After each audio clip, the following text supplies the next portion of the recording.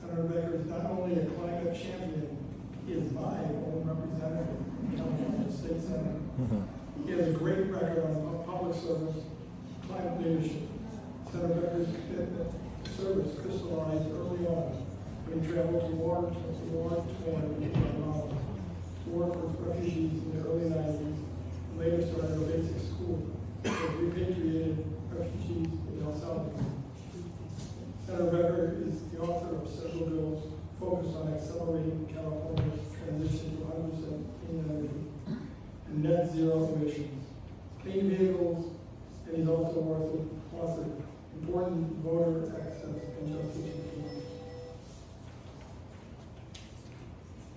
He chairs the Senate Budget Subcommittee on Resources, Environmental Protection, and Energy.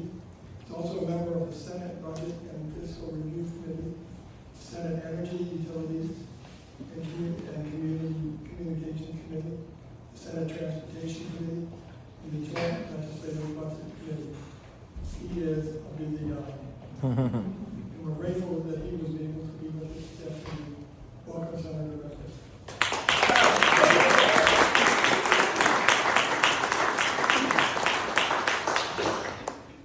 Excellent. Well, it's wonderful to be here. And I love the theme of grounded and growing. Now, I don't know grounded when we're on a ship. I don't know about grounded. But grounded and growing in this organization. And I have to say, so just a couple of weeks ago, I was invited to Hayward.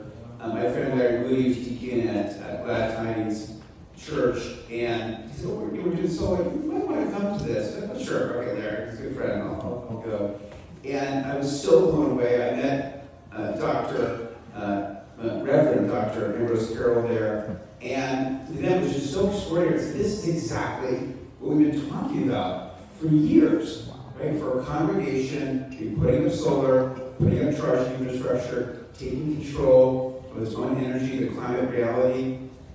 Project folks were there, and it was just such a great example of what we need to do, form our own power corporation, create jobs, and so when I thought about this event, I said, okay, I have to be here. I really appreciate back in the days, but now you have to come to Sacramento and testify, but during COVID, you could actually call in, get my tells, but always call in on behalf of this organization. All right. Always count on Debbie to call in for all my legislation, all my climate bills, and so I'm really appreciative. And my synagogue, Bethlehem, was in the process of putting solar. I don't know where they are exactly, but I know they're doing it, following the great lead of B'nai Sinai and all the work that you did. But to have representatives from all different communities, Christian community, Buddhist community, our Jewish community, our Muslim community. I see my friend Holly Johnson. I'm very glad that she's here with us today. This is just exactly the kind of organization that I would support, and exactly what we need to be doing. The biggest thing in California is land. We don't have a lot of ground. It's not easy to access. If we build solar, which we're doing in Kern County in the desert, we have to then get that power to Los Angeles, get that power here. Build transmission lines, very expensive, very time-consuming, very contentious, whereas we can build solar in our communities close to urban load, close to the load in our local communities, and everybody benefits. So that intersection of faith and climate justice has always been meaningful to me. In Judaism, we talk about tikkun olam, repairing the world, as a central tenet. And I'm sure you've all heard the proverb that says, we don't inherit the earth from our ancestors, that we borrow it from our children. Yeah. We borrow it from our children. I think that is the heart of what this organization is all about. So just being here, surrounded by members of a community who share these convictions, and you are part of that global shift to make the world greener, to create better air quality, clean air for our kids and our grandkids, make the earth more sustainable, more equitable. Right? We can actually turn these places of worship, reduce their energy bills along with, and actually turn them into a revenue generation opportunity for our communities of faith. So they take control of their own destiny, take control of their own energy. And that came out so clearly when we were at the Community Church event in Hayward. And people were so excited about it. The kids were excited to learn about it. Just been all kinds of opportunities. Now, in terms of what was said, I was asked to speak about, how do we interface with the federal level now, what's going to happen. I'll be honest, we don't know exactly. We don't know exactly what they're going to throw at us. I can say that we're determined, we're prepared, we're allocating money and resources for lawsuits to try to take away some of our authority to set our own rules. But in most cases, we should be able to move forward ourselves as a state. Right? We know how to build soil, we know how to build charging stations, we know how to build shelter.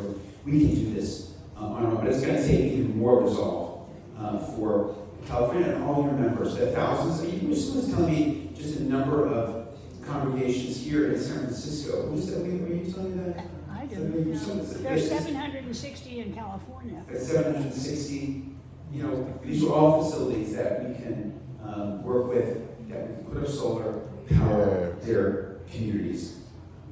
I was asked, how can you help? As Debbie knows, it's a long process, and Kingdom are working very closely. This year's going to be a huge year for climate in California. We're going to reauthorize our cap and trade, and not only is that the wonky details of carbon markets, but it also generates $4 to $5 billion a year, even more if we do it right. So how are those revenues allocated? How can we use those revenues for equity, for justice, support this kind of work? We just passed a $10 billion climate bond. I'm sure many of you voted for. Do you vote for the climate bond? I was involved in that, very involved with that. So now we're going to allocate that money. The same thing, right? How can we allocate that money in a way that promotes social justice, that promotes environmental justice? There's money in there around water for communities that don't have it, for protect from wildfire, to start building offshore wind in California, which can be a huge resource for us going forward, and also to support the everyday work of building clean energy across this state. So I'll look forward to working with all of you on that. We have other bills this year probably around how do we cooperate with all Western states to use our energy, all that clean energy we're generating more quickly and rapidly. On carbon removal, as I work with Diane closely on, we're going to have to, even if we stop changing emissions today, we still have to remove billions of tons of CO2 from the atmosphere. And we work very closely with that. We have a bill that came this close last time, but hopefully that one will make it this time. So we have a lot of really important things to work on. And all of you writing in, calling, and talking to members, so we can really, especially across the state, engage the faith community in this effort. It's going to be really, really helpful. With that, so I look forward to working with you. I'm grateful to be here today. I look forward to working with all of you. I'm excited for our panel. So I'm going to bring back up Rabbi Goodman, introduce the panel, and then we'll have a conversation.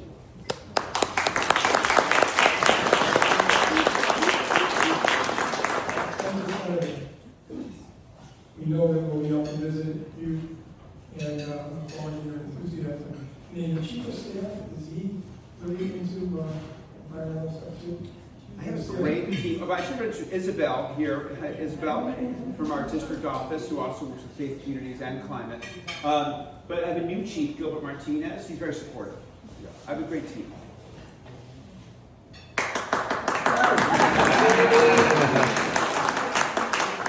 can't wait to work with. All right. Now I'd like to invite up representatives of our featured congregations. As each representative is introduced, they take seats on our stools, and Senator Becker and you will have a conversation.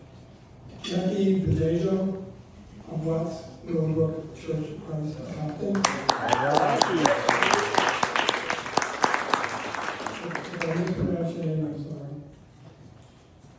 Sha'ar of Sha'ar Zahav Congregation in San Francisco.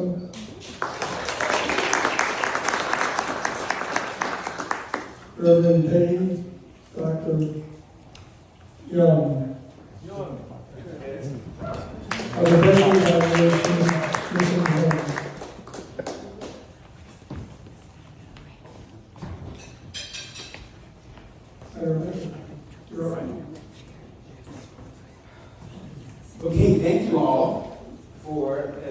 here. And I'd like to ask you each just to speak for a minute or two about your project. Tell us about the project, and we'll have a discussion. Jack, you want to start with you? Yes, first I would like to say, hey everyone, it's a great honor to see you all in this space today. A round of applause for everyone for the great work you've been doing.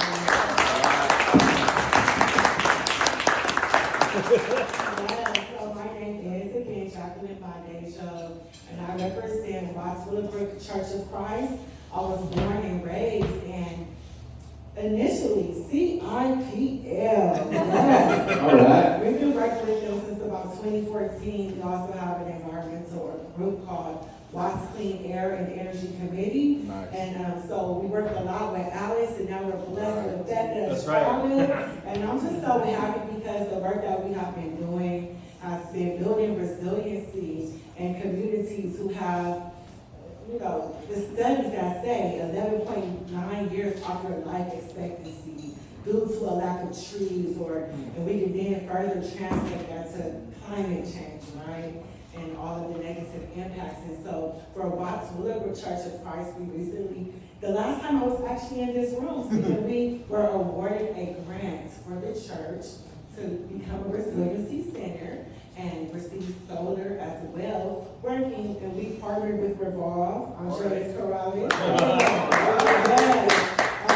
We spoke with some in the room already and talked about Andreas and ReLaunch, because what we've been able to do is take full advantage of the Inflation Reduction Act.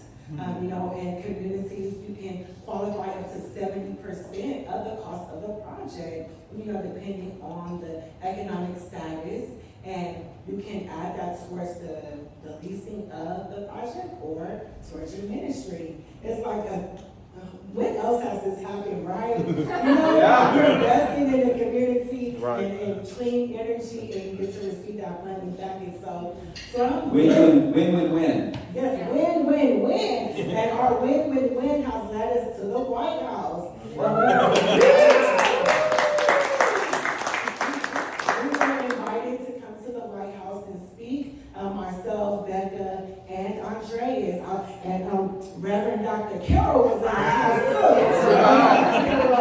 too. And really communicate, you know, with these projects, where we work closely with with Ronald Newman from the Treasury Department. Like, you know, the Treasury Department, right? But it's just an effort that we all have to make sure that we keep going, to make sure that we are pushing forward and pressing so that opportunity will still exist in the new administration. Amen. To keep it short, right? And so that's where CIPO comes in. You know, we do a lot of advocacy, right? Advocacy and lobby days, just to make sure that, you know, across California, that we're creating the pathway for all of us to be successful in the work that we're doing. And so I'm just grateful, and thank you for being a blessing, everyone. All right.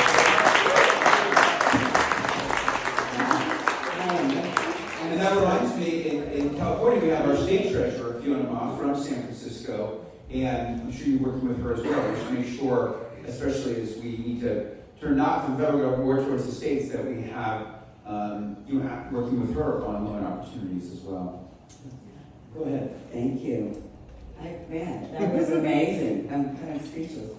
So I'm Sean Rosenlaws. I'm with Sha'ar, Zahav, and I've worked with Interfaith Power and Light for years. And I want to recognize, so Deborah Levy started our Green Committee at Sha'ar, Zahav. It was just an idea in her head about 8 years ago.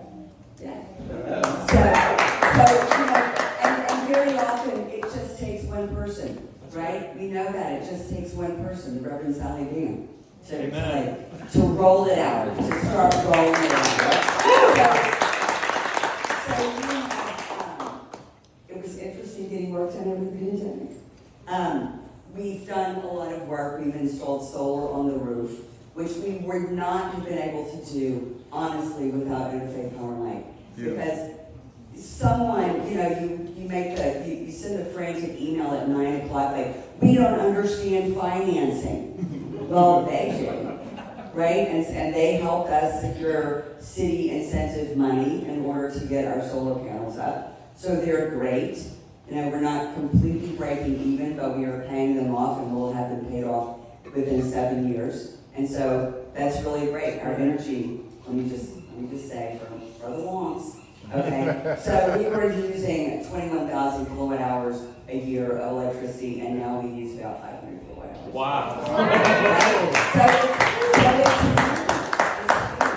And then we're doing things, you know, we have green Shabbats. We do a thing for the High Holy Days. I don't know if you know on Yom Kippur, we don't eat for an entire day. So in the afternoon, people are getting very restless, so we do breakout workshops, and we always have one on climate, and try and make it really positive, because that's the other thing. We know that the situation is grim, and how can we as our climate committee and in this room, how can we make it less grim for people? And Interfaith Power and Light makes it less grim. I also have a t-shirt, San Francisco State, and I use this as an example of positive stuff going on with our environmental studies program. That's good. Right? They need to hear this good news. So some of our challenges are, how do we engage all of the congregants, given all of the stuff going on in the universe, you know, and so many of our congregation, they are back to Kuno, right? This is what we do, and so they're doing their things, but there are congregants who, like, you need to be involved in climate with us, and so it's a kind of a challenge about how we get them involved and what we're going to do next, which we'll talk about. Yes, I will ask you over that in a moment. Reverend, tell us about your... Yeah, hi, my name is Björn. You can remember me, Jan, push that together to Björn. Yeah, I was born and raised in Germany, and I studied in Germany, then in Korea, and then in the United States. So one of my personal goals was to study in 3 languages. We did in 3 languages on 3 continents. Wow. Yeah, Wow. thanks to my parents. Yeah, I'm with BKNH, Berkeley Presbyterian Mission Homes. We set a goal about 1 or 2 years ago to go carbon-free by 2029. So that was very ambitious. First, I was like, maybe 80%, because 100%, the last 20%, that's the expensive part. But then we got the tip, we can just plant trees and offset that, and then, okay, that's how we go 100% carbon-free. Okay. So we have reaffirmed that goal, and we'll take phase 1 early next year if it gets approved from the board, that's next week, to go solar there on our first buildings. So we're not as far as you are, but we have our dream, our vision to go forward with 3 phases in total, and hopefully we'll be carbon-free by 2029. So one big challenge for us was, of course, the finances. What we do is we offer housing for international students and scholars in the field of religion. So for a lower rate, we charge about 55% of market rate, which means our income is very low compared to our expenses. So the question was, okay, how do we finance that? And we didn't really find an answer until CIP helped us with that, and they connected us to growth as well. So we got a finance plan, we got a pretty good idea of what we were expecting, and from then on we could make a plan and start to save and get forward step by step. So very thankful for CIPL. Gregory actually took the time and attended one of our board meetings, explained everything, and inspired us very much. So thank you, and let's see. Thank you. So what phase, you said 3 phases, what phase, is it still the first phase? Well, the phases are divided by what buildings we are addressing. So the first, phase 1 means we are addressing the apartment complex, the biggest single user of electricity and gas. And then the next phase will be electric upgrades and the other buildings we have. I did a bill that would have made it easier on apartment buildings, but it got into it. But that's another story. Well, let's talk about that. Churches too. So let me start back with you, Jack. You mentioned that you're a resilience center, and when you think about that for your community and congregation, what concerns do you hear most? Is it on extreme heat, power outages, wildfire smoke? What are people concerned about, or what are you concerned about? definitely extreme heat and I would say wildfires with addition to localized fires from like Hallie companies and so forth. And so that was one of the reasons we were able to definitely secure the grant, I believe. But we have to always remember too that in order to truly be a resiliency center fully, the battery storage is very important. So we are still trying to raise funds for the battery storage, but in addition, we were able to access a platform to have education for the community, to connect them to the resources, to inform them about solar power and the benefits of it. We were able to survey the community to see what their true issues were, so we can build that body of knowledge and further implement it, not just at Willowbrook Church of Christ, but as I mentioned earlier, additional churches in the community have also signed on. And so the information was very important in really getting the voice of the community as well. Thank you. Yeah, I think that's true that success begets success in this area, whether it's congregations or individual homes. When people hear about it, they say, oh, we should do that too, right? But you need first movers like you, so thank you. Sean, you were talking about the many things that congregation has done to engage folks in sermons, creation care. I don't know if you can tell us what that is. But what has been the reaction from members to the focus on climate and environment? What's been the reaction from members, from congregants? You know, there are people who are very excited about it, and there are people who are a little bland, and there are people who are very busy doing other things, working with kids in foster care, or teaching, or working with refugees, or whatever, right? Which is also fabulous. But I think some of the response is that because there are so many people who have this like refrigerator hum in the back of their heads around climate and they don't know what to do. Yeah. And so it's really great when the climate committee can say, yeah, we have something to do. We're doing it here and you can do it at home, whatever it is. And so some of it is really easy. Thank you. I didn't train as a clown. Some of it's very, very easy. So there is some excitement just having us show up and say there are solutions and you can participate in the solution. A lot of people are very happy about that. Excellent, excellent. Reverend, how is your community covering upfront costs? So, whether it be heat pumps, solar, electrical upgrades, how are you thinking about tackling the upfront costs? Yeah, that's a good question. I wish I had a good answer.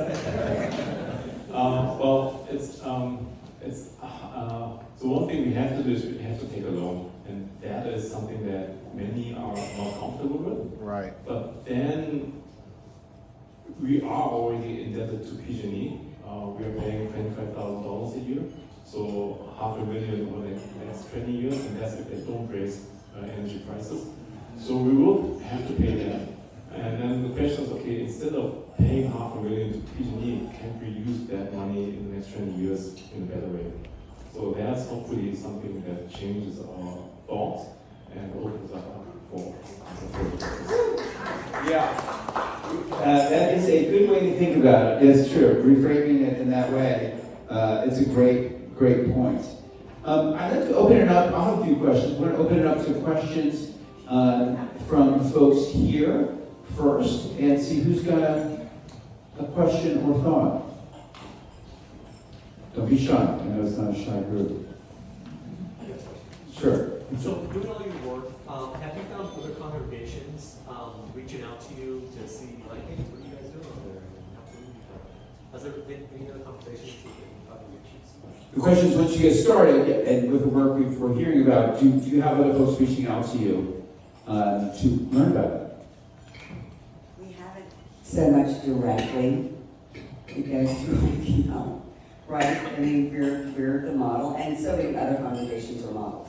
And so we haven't had someone calling Zahav and say, hey, we know you got solar, but the word gets out through other channels.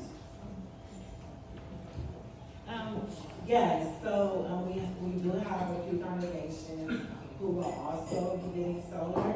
And I think the biggest sell in the communication with them is the Inflation Reduction Act, the direct pay program. Because in the future, you have to put a lien on the property and it's not required with this resource, so, yes.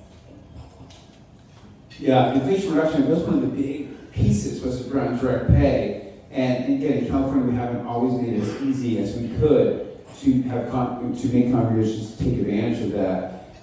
In general, with the Inflation Reduction Act, obviously you don't know what's going to happen. I think the Republican administration will have more difficulty than they think to roll back all the provisions. I certainly don't think that will all be rolled back, but whether some of these may be rolled back, we shall see. But some of them are quite popular in Republican states as well. So we shall see. Okay, thank you for that, Jackie. Yeah. In our case, we actually reached out to a couple of churches that already have done that kind of project.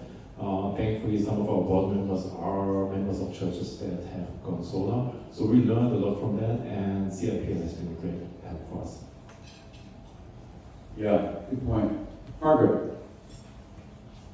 Do you find that the work that you're doing in your congregations filters down to your membership in terms of them thinking about what they're going to do in their own homes and you know, in the wider community? Is there you know, that kind of education and excitement that comes as a result of this? The question is, do we find this filtered to people, individual congregants doing stuff in their own homes? Yeah, so in our case, we have 18 units. That means 18 faith leaders and their families, all from all around the world, from Africa, Asia, Samoan Islands, and so on. And they are very much interested in climate change because these countries are affected by climate change. So when it comes to environment, it's not only the carbon footprint, it's also how we do trash and other things.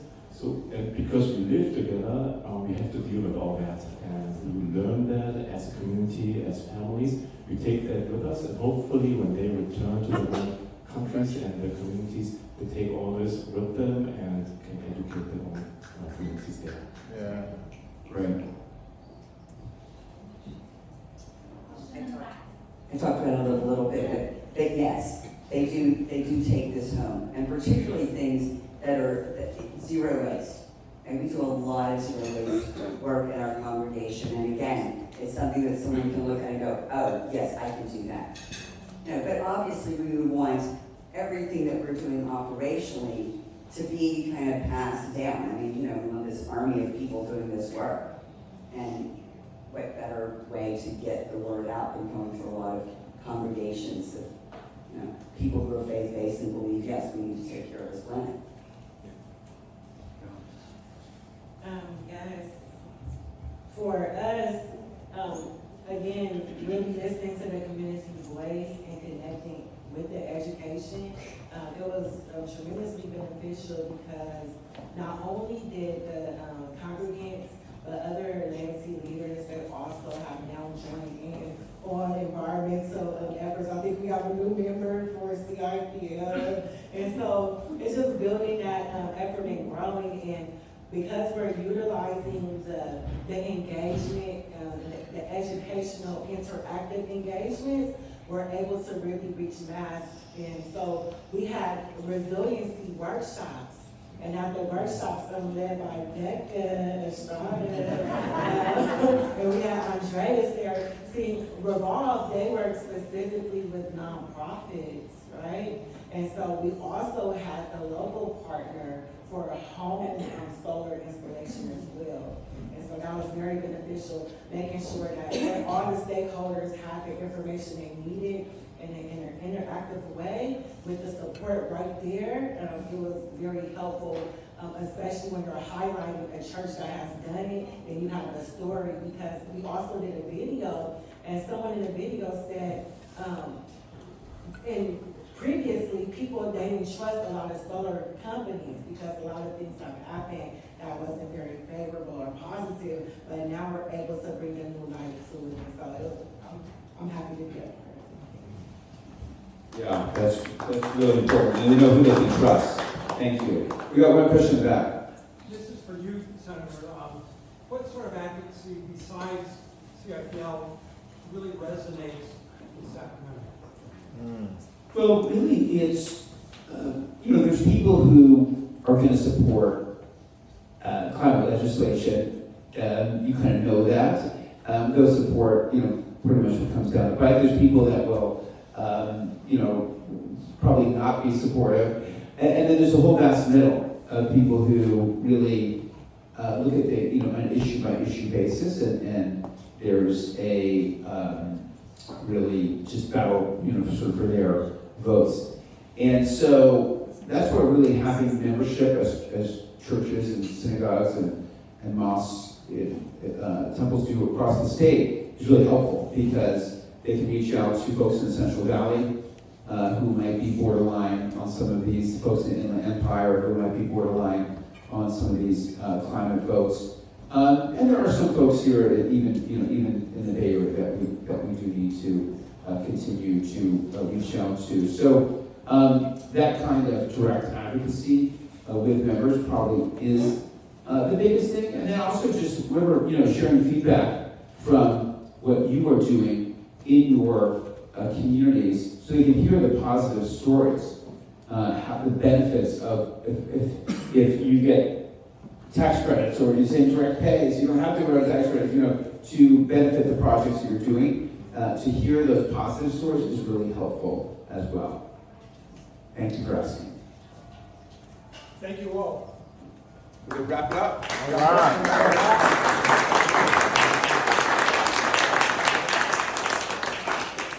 I want to thank everybody, Senator Becker, and our representatives from the congregations for inspiring us what you're doing.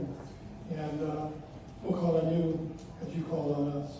But you're going to be able to help us touch other congregations in California. Thank you.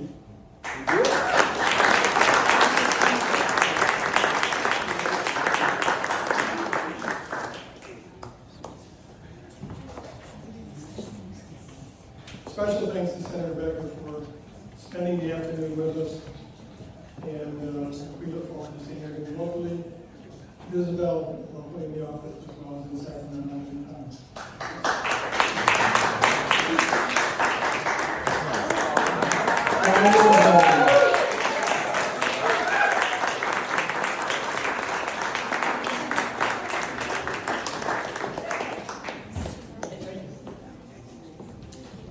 Now we have a special treat, a musical treat.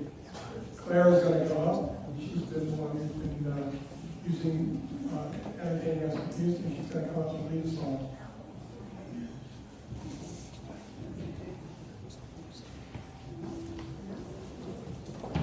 And you get to sing along.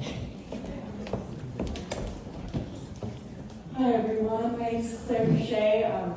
Truly, it's been an honor making music for you all for such a beautiful organization with such a beautiful message. So it's really been my pleasure. And now we get to sing together, which is my favorite thing to do. Lucky me. We're going to sing a song I hope we all know, This Little Light of Mine. Okay, classic. Here we go. This little light of mine.